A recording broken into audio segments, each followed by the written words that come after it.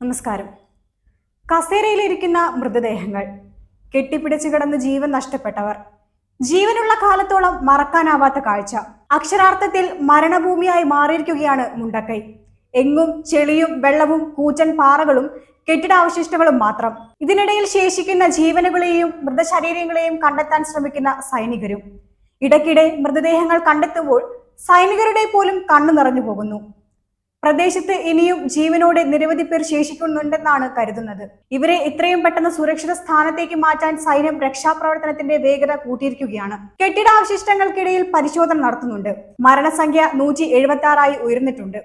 കൂടുതൽ സ്ഥലങ്ങളിൽ തിരച്ചിൽ ശക്തമാകുമ്പോൾ ഇത് ഇനിയും ഉയർന്നേക്കാം. മഴയുടെയും പുഴയിലെ ഒഴുക്കിന്റെയും ശക്തി കുറഞ്ഞത് രക്ഷാപ്രവർത്തകർക്ക് ആശ്വാസം പകരുന്നുണ്ട്. എന്നാൽ എങ്ങും ചെളി നിറഞ്ഞു കിടക്കുന്നതിനാൽ കാലുകൾ ഉറപ്പിക്കാൻ പോലും പറ്റാത്ത അവസ്ഥയിലാണ്. ഇത് രക്ഷാപ്രവർത്തനത്തിന് കടുത്ത പ്രതിബന്ധം സൃഷ്ടിക്കുന്നുണ്ട്. കൂറ്റൻ പാറക്കല്ലുകൾ മാറ്റാൻ കൂടുതൽ യന്ത്ര സംവിധാനങ്ങൾ എത്തിക്കാനാവാത്തതും പ്രതിസന്ധിയാണ്. ചൂരൽമലയിൽ ഇപ്പോഴും രക്ഷാപ്രവർത്തകർ കാര്യമായ തിരച്ചിൽ നടത്താൻ ആയിട്ടില്ലെന്നാണ് റിപ്പോർട്ടുകൾ പറയുന്നത്. ഇവിടേക്കുള്ള ബെയിലി പാലത്തിന്റെ നിർമ്മാണം അതിവേഗം പുരോഗമിക്കുകയാണ്. കരനാവിക സേനകൾ സംയുക്തമായാണ് നിർമ്മാണം നടത്തുന്നത്. ഇത് പൂർത്തിയാകുന്നതോടെ കൂടുതൽ യന്ത്രങ്ങൾ അങ്ങോട്ടേക്ക് എത്തിക്കാനാവുമെന്നാണ് പ്രതീക്ഷ. ഫയർഫോഴ്സ് സംഘവും മറ്റു രക്ഷാപ്രവർത്തനത്തിനുണ്ട്. ചൂരൽമലയിൽ തകർന്ന വീട്ടിൽ നിന്ന് ഒരു പിഞ്ചു കുഞ്ഞിന്റെ മൃതദേഹം പുറത്തെടുത്തു. വീട് പൊളിച്ചാണ് രക്ഷാപ്രവർത്തകർ ഉള്ളിൽ കയറിയത്. മണ്ണിനടിയിൽപ്പെട്ടവരെ കണ്ടെത്താൻ മൃതദേഹങ്ങളുടെ മണം പിടിക്കാനും കഴിവുള്ള കെഡാവർ നായ്ക്കളുടെ സേവനവും തേടുന്നുണ്ട്. ഇവ നൽകുന്ന സൂചനകൾക്കനുസരിച്ച് മണ്ണിനടിയിലായ വീടുകൾ പൊളിച്ചാണ് രക്ഷാപ്രവർത്തകർ പരിശോധന നടത്തുന്നത്.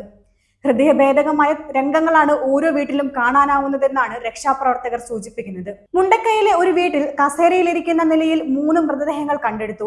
ഒരായുസ് മുഴുവൻ സമ്പാദിച്ചതെല്ലാം വലിച്ചെറിഞ്ഞ് ജീവൻ രക്ഷിക്കാൻ ശ്രമിക്കുന്നവന്റെ ദയനീയത മുഴുവൻ ഓരോ മൃതദേഹങ്ങളുടെയും കണ്ണുകളിൽ കാണാം. കുട്ടികൾ ഉൾപ്പെടെ 5-6 മൃതദേഹങ്ങൾ ഒന്നിച്ച് കെട്ടിപ്പിടിച്ചു കിടക്കുന്ന കാഴ്ച ജീവനുള്ളിടത്തോളം കാലം മറക്കാനാവില്ലെന്നാണ് രക്ഷാപ്രവർത്തനത്തിൽ പങ്കെടുത്ത ഓരോ ജനപ്രതിനിധിയും പറയുന്നത്.